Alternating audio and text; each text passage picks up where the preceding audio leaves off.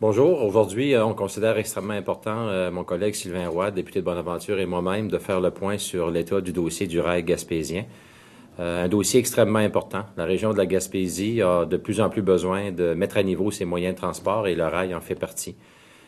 Plusieurs entreprises ont vraiment besoin d'améliorer l'offre de services pour leur transport pour poursuivre leur activité. On pense à LM Wind Power à Gaspé, où 400 emplois sont en jeu. Un contrat très important pour les prochaines années a été débloqué. Malheureusement, le transport est déficient dans la région et l'usine est menacée s'il n'y a pas amélioration des moyens de transport et le train est le mode de transport visé.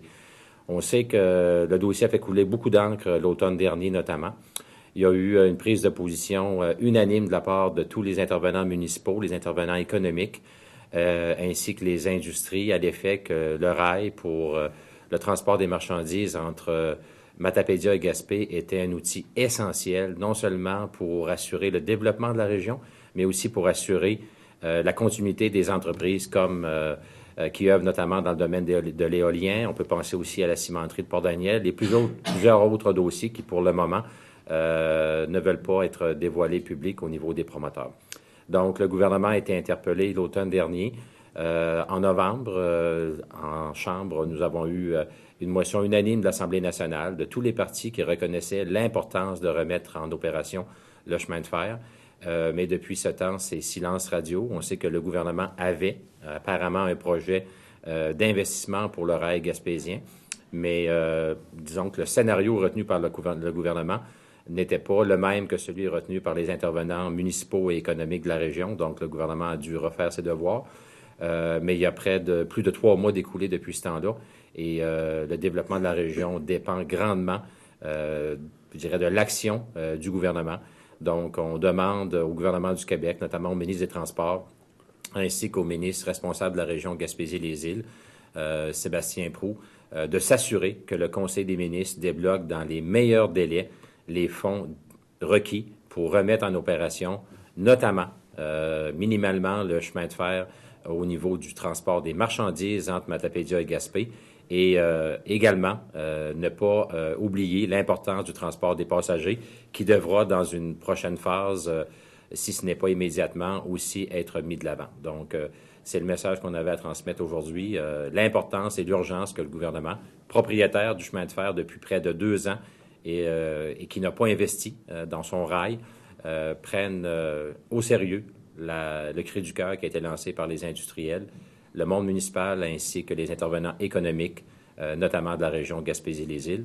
Et là-dessus, je laisse mon collègue Sylvain Roy poursuivre. Merci. Merci, Gaétan.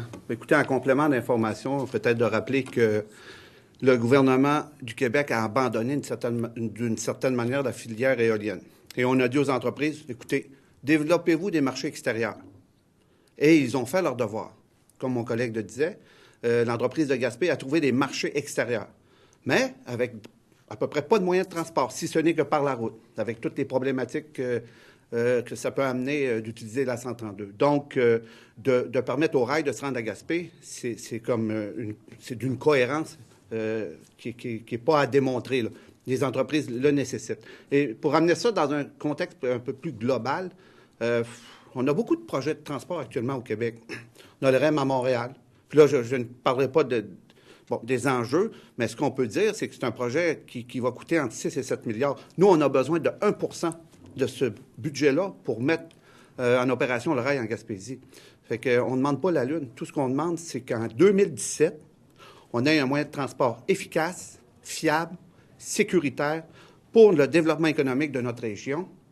Et je n'ai même pas parlé, puis on n'a pas parlé de la 132 aussi, qui, sur le côté nord, est problématique. Donc, on n'a même pas un réseau routier qui est efficient d'un bout à l'autre. On n'a pas le train. Donc, on a le droit d'exister. Les Gaspésiens veulent se développer. Il y a beaucoup d'entrepreneurs qui ont des opportunités d'affaires importantes. Donc, je pense que le message est clair. On demande au gouvernement de prendre ses responsabilités et de soutenir la Gaspésie dans son développement. Merci beaucoup. Merci, monsieur.